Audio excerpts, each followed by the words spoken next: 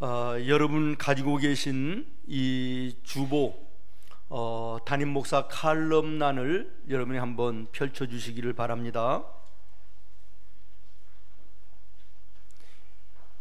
예배의 성공자는 인생의 성공자가 됩니다 라는 제목으로 제가 칼럼을 썼는데요, 여러분 한번 같이 눈으로 따라서 한번 보아주시기를 바랍니다. 어느 나라든 경제적으로 풍족해지면 반드시 나타나는 두 가지 현상이 있습니다. 물질 만능에서 오는 인본주의와 자국민의 민족 문화와 전통을 앞세우는 민족주의라는 것입니다. 병든 사회를 낳고 하나님의 문화를 사라지게 하는 것이 인본주의입니다.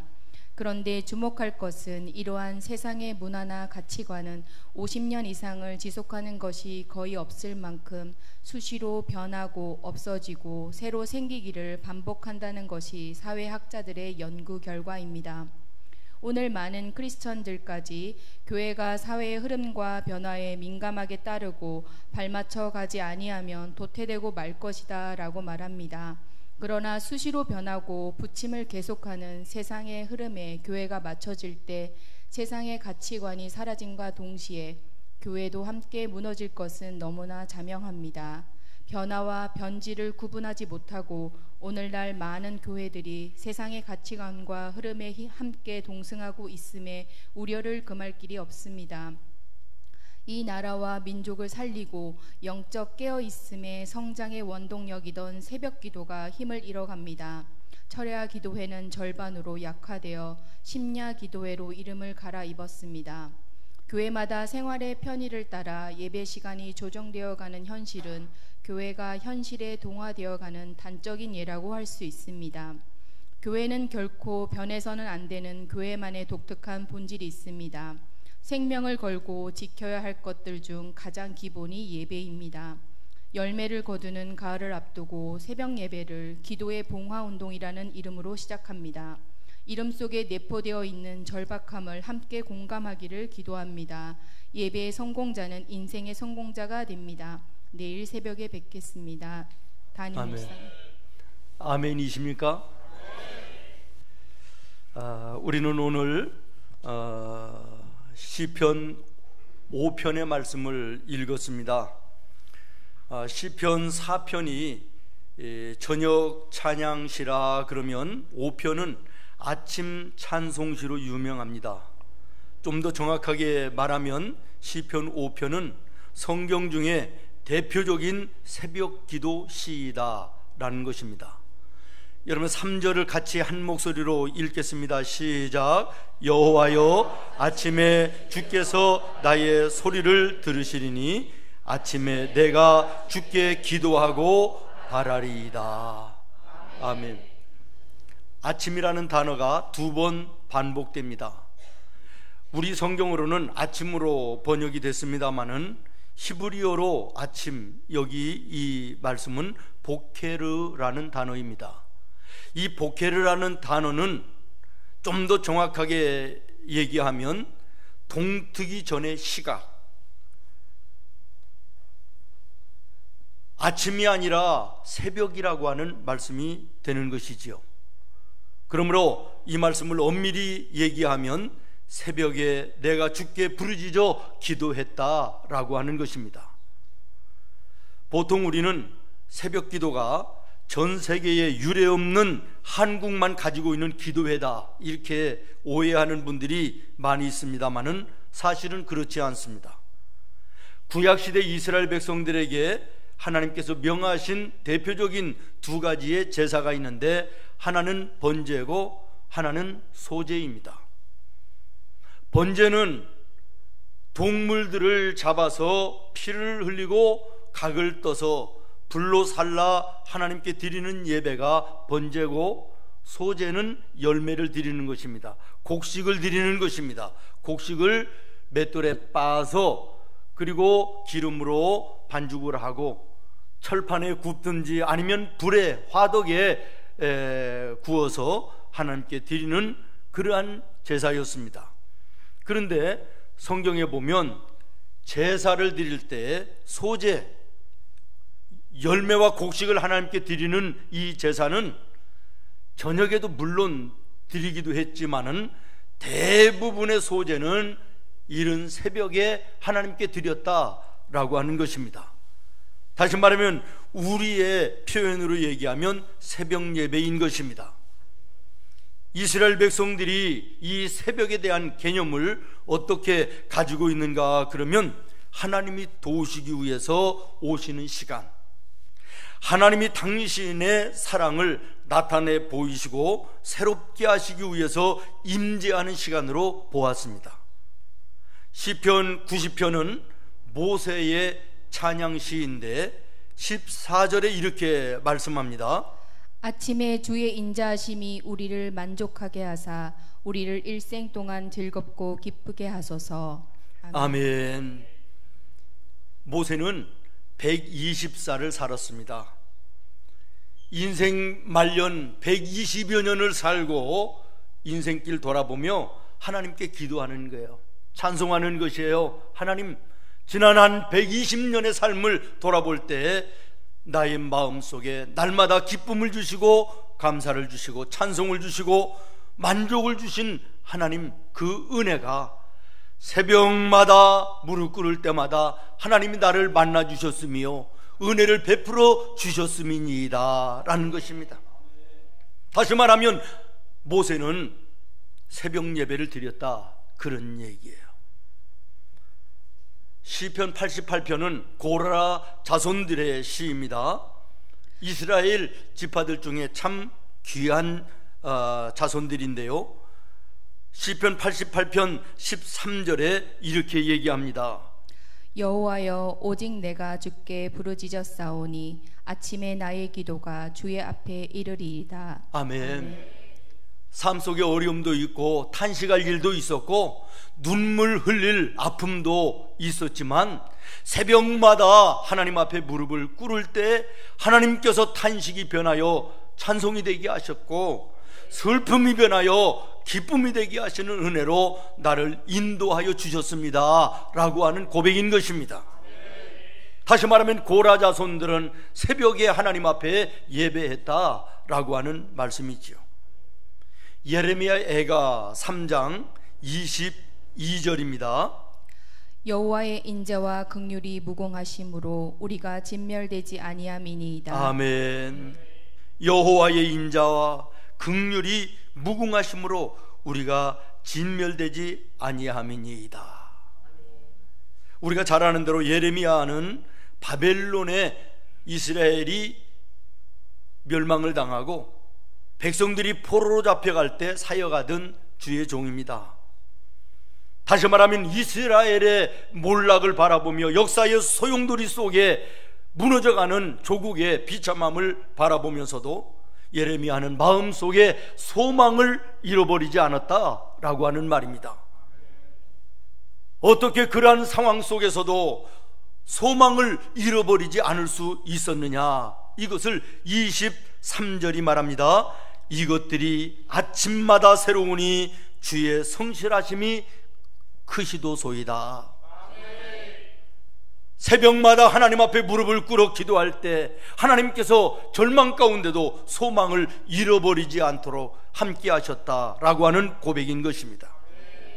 시편 46편 1절로 3절입니다. 하나님은 우리의 피난처시요 힘이시니 환난 중에 만날 큰 도움이시라. 그러므로 땅이 변하든지 산이 흔들려 바다 가운데 빠지든지 바닷물이 솟아나고 뛰놀든지 그것이 넘침으로 산이 흔들릴지라도 우리는 두려워하지 아니하리로다. 아멘. 이 말씀도 고라 자손들의 찬양입니다. 얼마나 멋있는 확신과 믿음의 신앙의 고백입니까?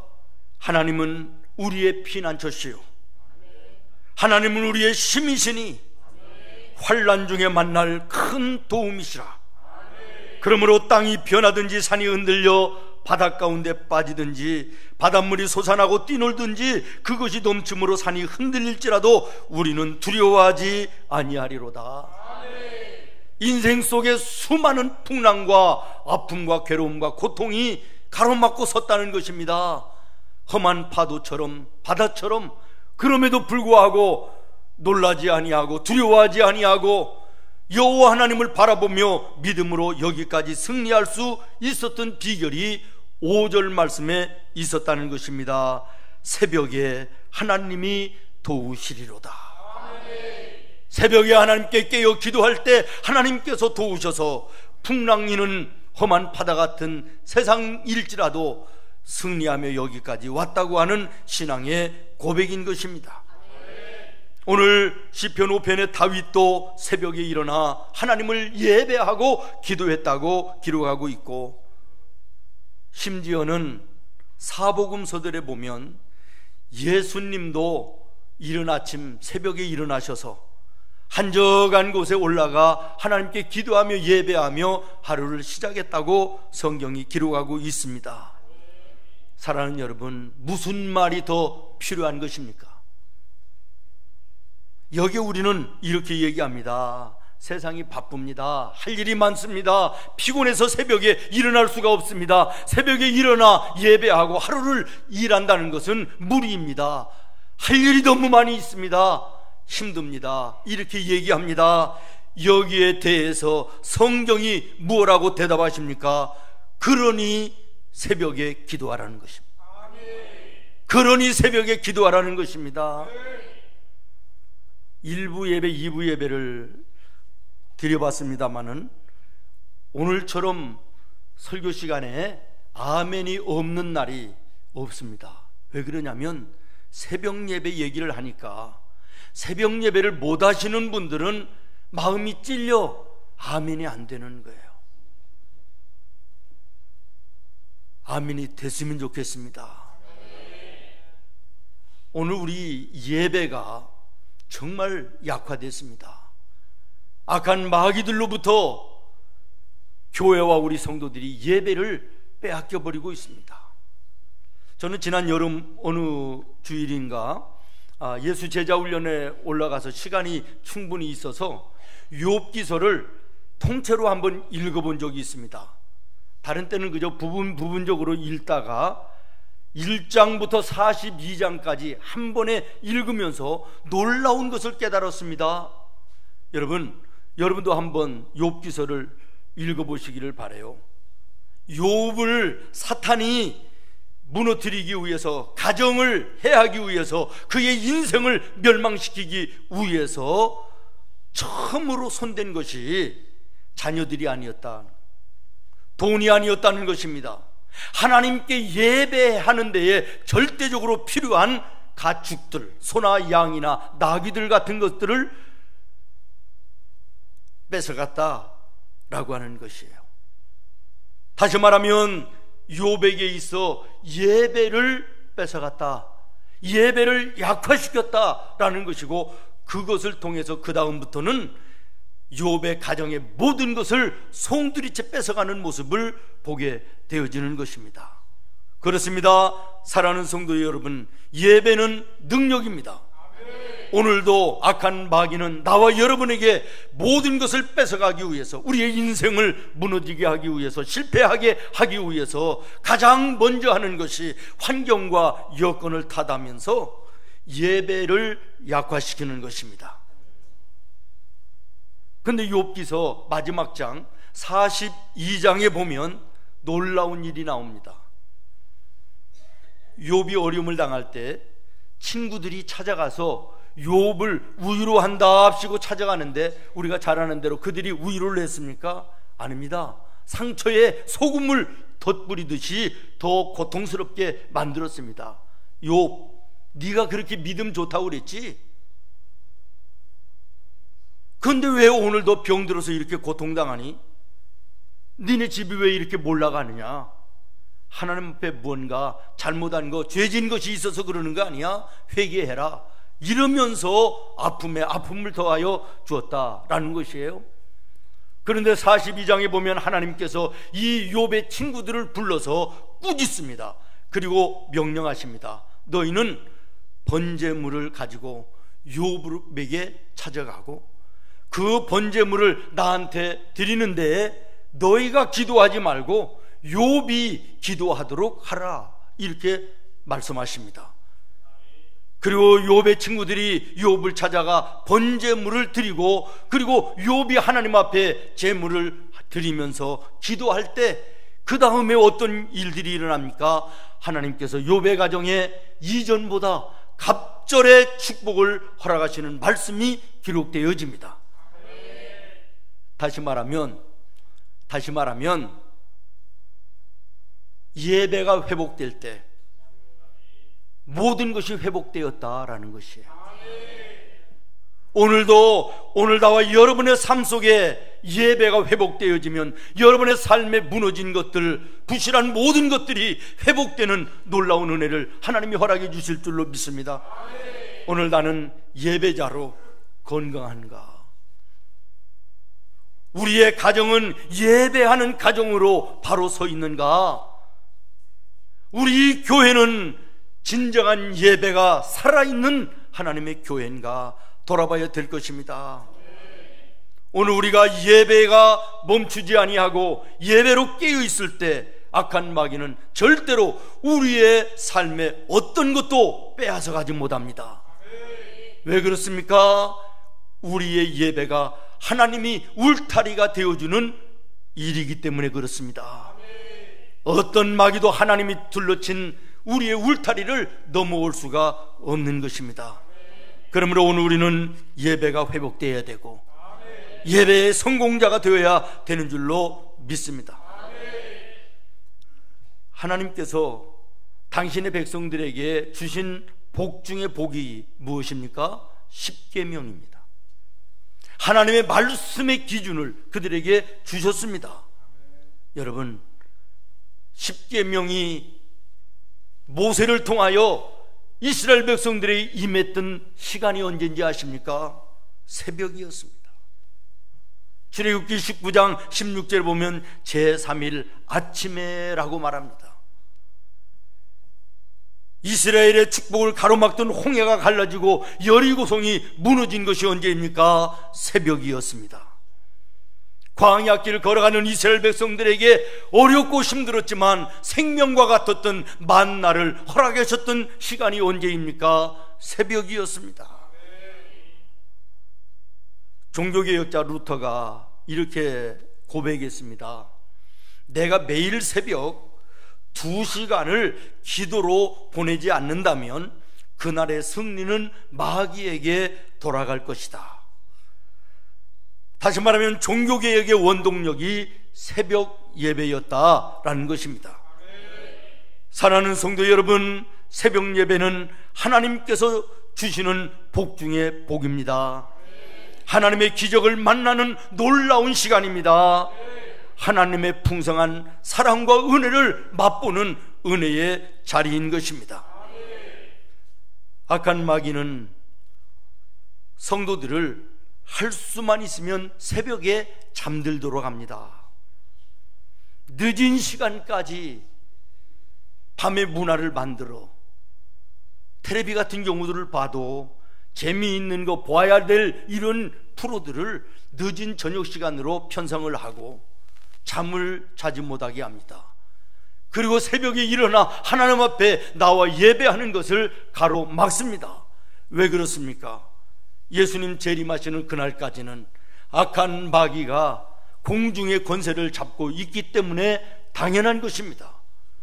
오늘 우리는 이 공중의 권세 잡은 악한 마귀들이 교회를 통하여 성도들을 통하여 예배를 약화시키고 예배를 뺏어가는 여기에 속수무책으로 잠들어 있음을 우리가 보지 않을 수가 없습니다. 안타까운 일입니다. 사랑하는 여러분, 악한 마귀는 나와 여러분에게 예배의 시간을 뺏어갑니다. 예배에 나와 앉아 있어도 딴 생각을 하게 합니다. 눈꺼풀이 내려앉아 졸음이 오게 합니다. 하나님의 말씀을 듣지 못하게 방해하는 것입니다. 오늘 악한 마귀에 붙잡혀 예배를 잃어버리고 약화되는 이 안타까운 한국교회의 현실과 우리 성도들의 믿음의 모습을 정말 안타까운 마음으로 바라보며 기도해야 될 때라고 믿습니다. 좌우간 마귀는 교묘하고 간사하게 성도와 교회에 모든 예배를 뺏어가고 있고, 오늘 우리 한국의 교회들이 이 예배를 도적질당하여 세상에 지탄을 받는 것입니다. 비난을 당하고 있는 것입니다. 사실 저도 몰랐던 일인데요, 오늘 이 시편 5편의 말씀으로 설교를 위해서 자료를 준비하다가 보니까 아주 새로운 거 하나를 발견했습니다. 여러분, 시편 전체가 몇 편으로 되어 있는지는 아시죠? 예, 그렇습니다. 150편으로 되어 있고요, 이 시편 각 편마다 시작하기 전에 위에 부제가 붙어 있습니다. 일테면 다윗이 지었다, 고라 자손들이 지었다, 솔로몬의 시이다, 이런 부제들이 붙여 있는데요, 거기에 많은 부분들의 음악적인 부제가 붙어 있습니다. 그런데 대부분이 현악에 맞춘 노래, 이렇게 되어 있습니다.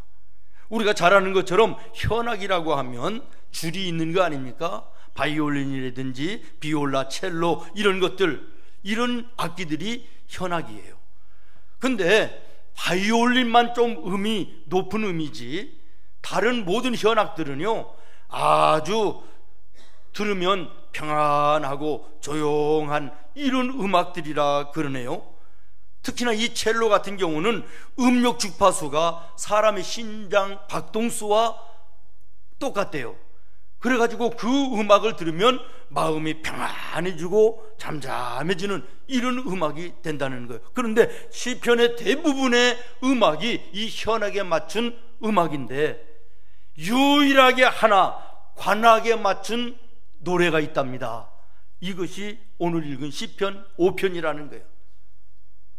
다시 말하면 오늘 우리가 보는 시편 5편의 이 찬송은 나팔에 맞춘 찬송이다, 그런 얘기예요. 여러분, 나팔이 언제 부는 것입니까?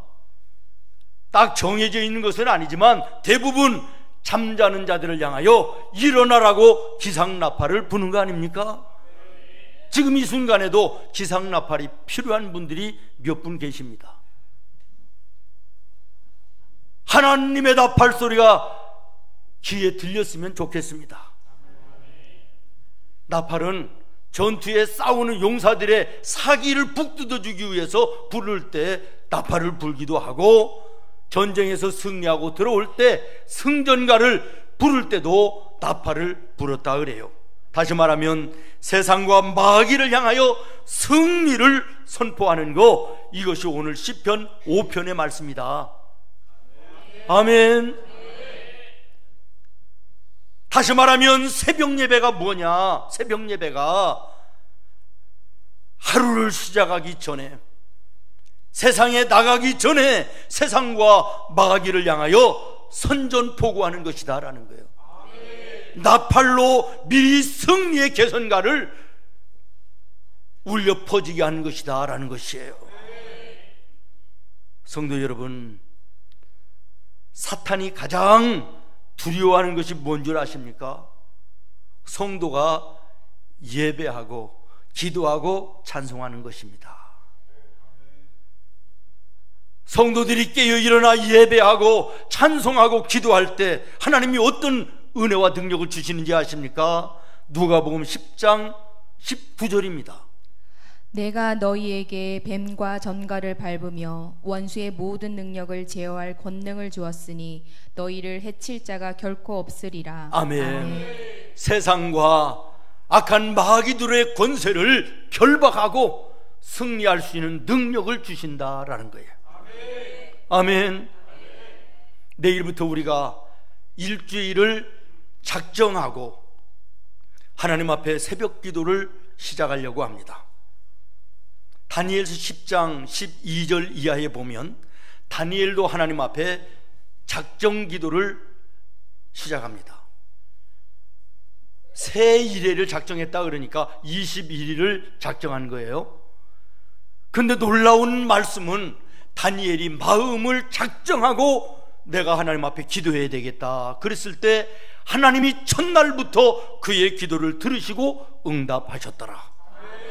하나님께서는 다니엘의 작정 기도를 보시며 가브리엘 천사를 동원하셔서 그의 기도를 도왔다라는 것입니다.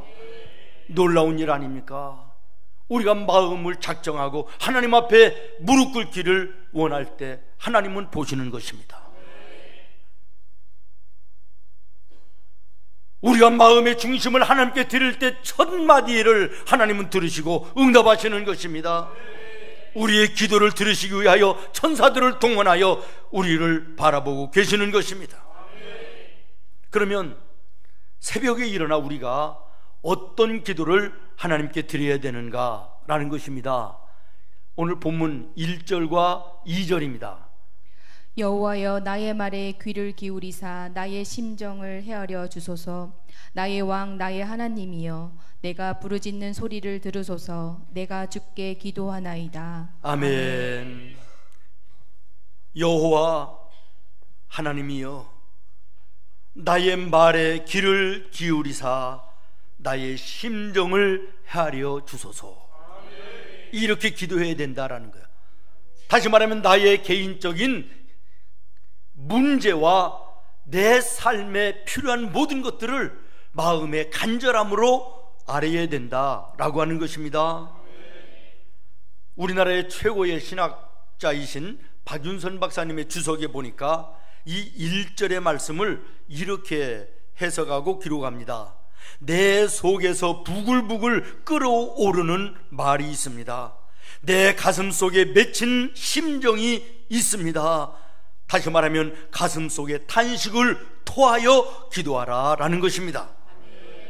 마치 한나가 하나님 앞에 기도하던 것처럼 건성건성으로 기도하지 말고 형식적으로 외식적으로 기도하지 말고 심령을 통하는 하나님 앞에 마음의 중심을 아뢰라는 것입니다. 이것으로 끝입니까? 아닙니다. 2절에 나의 왕 나의 하나님이여 내가 부르짖는 소리를 들으소서. 내가 주께 기도하나이다. 새벽 예배의 시작은 처음에는 내 개인적인 문제를 정말 심령을 토하는 신음과 같이 하나님 앞에 조용히 애끓는 기도를 시작을 해야 된다는 것이고, 이것으로 끝나는 것이 아니라 2절에 가서 보니까 부르짖어 기도해야 된다라고 말하고 있습니다. 우리가 평상시에 새벽 예배 때는 다른 사람들 주변에 있는 사람들의 기도를 방해하는 것이 되기 때문에 좀 내가 부르짖어 기도하는 것을 자제하는 것이 이게 믿음의 성숙한 모습이지만, 작정하며 기도하는 작정 기도회 때는 다르다는 것이에요. 처음에는 심령을 통하는 간절함으로 신음하는 애끓는 마음으로 이렇게 시작하지만 나중에는 부르짖는 기도까지 가야 된다고 하는 말씀인 것입니다. 그리고 여기에서 끝나는 것이 아니라 이제는 4절로 6절에 보면 개인 기도를 넘어 사회와 나라와 민족과 세계 열방을 향한 하나님의 뜻과 하나님의 의가 이루어지기를 기도하는 것으로 나아가고 있는 것을 보게 됩니다. 4절로 6절입니다. 주는 죄악을 기뻐하는 신이 아니시니 악이 주와 함께 머물지 못하며 오만한 자들이 주의 목전에 서지 못하리이다. 주는 모든 행악자를 미워하시며 거짓말하는 자들을 멸망시키시리이다. 여호와께서는 피 흘리기를 즐기는 자와 속이는 자를 싫어하시나이다. 아멘. 개인적인 기도를 드리고 난 다음에 다윗이 주변을 돌아봤다는 거예요. 그랬더니 부조리, 부정, 부패, 타락, 음란, 더러운 우상 숭배가 사회와 나라에 가득했다는 것이에요. 그래서 이제는 다윗은 하나님께 나라와 민족을 위해서 기도하는 것입니다. 회복하여 달라고, 하나님 앞에 돌아오게 해달라고. 사랑하는 성도 여러분, 이 상황이 오늘 나와 여러분이 살고 있는 이 땅의 상황이 아닙니까? 무엇이 다릅니까? 대한민국의 오늘의 경제나 오늘의 정치를 여러분들에게 설명할 필요가 있습니까? 여러분들이 피부로 느끼면서 살고 있지 않습니까? 문화는 어떻습니까? 음란과 더러움이 세상에 가득해 여러분의 자녀들의 영혼을 죄악과 타락과 음란으로 끌어들이는 이 험한 세상 속에 우리가 살고 있습니다. 동성애가 젊은이들의 마음속에, 머릿속에 아무것도 아닌 것처럼, 심지어는 교회 다니는 젊은이들도 동성애를 인정하고 찬양하는 이런 세상이 되어버렸습니다. 여러분의 자녀들이, 여러분의 아들이 남자를 며느리라고 데리고 오는 날이 멀지 않았습니다. 여러분의 딸이 내 남편이라고, 신랑이라고 여자를 데리고 오는 이런 시대가 되어버렸습니다.